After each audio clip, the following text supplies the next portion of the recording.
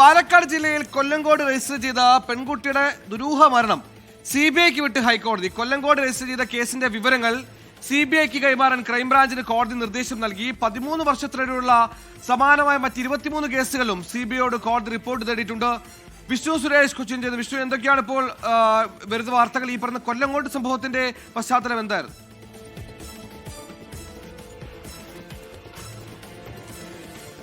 10 വർഷം മുമ്പാണ് കൊല്ലങ്കോട് 12 വയസ്സുകാരി ദുരൂഹ മരണം സംഭവിക്കുന്നത്. അവർ ആത്മഹത്യ ചെയ്തതാണ്. പക്ഷേ പിന്നീട് പോസ്റ്റ്മോർട്ടം റിപ്പോർട്ടിലടക്കം അവർ ലൈംഗികമായ അതിക്രമം നേരിട്ടുവെന്ന് കണ്ടെത്തിയിരുന്നു. ആ ഞെട്ടിക്കുന്ന പോസ്റ്റ്മോർട്ടം റിപ്പോർട്ടാണ് വന്നത്. ക്രൈംബ്രാഞ്ച് കഴിഞ്ഞ 10 വർഷമായി ഈ കേസ് അന്വേഷിച്ചിട്ടും കാര്യമായ ലീഡുണ്ടാക്കാൻ സാധിച്ചില്ല. ആ ഒരു പശ്ചാത്തലത്തിലാണ് ഇപ്പോൾ കേസ് സിബിഐക്ക് വിട്ടിട്ടുള്ളത്.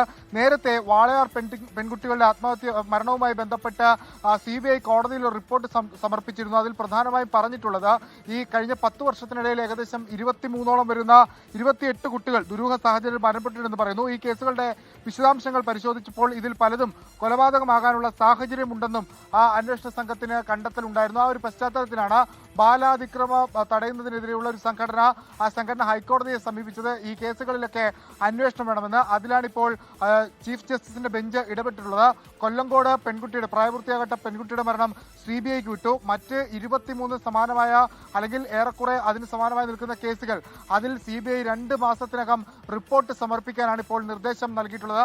വളരെ പ്രധാനപ്പെട്ട സുപ്രധാനമായ ഒരു ഇടപെടലാണ് പാലക്കാട്ടെ ഈ കുട്ടികളുടെ മരണവുമായി ബന്ധപ്പെട്ട് ഉണ്ടായിട്ടുള്ളത്.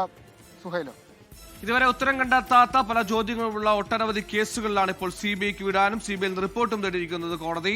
വിഷ്ണു സുരേഷാണ് വിവരങ്ങൾ നൽകിയത്.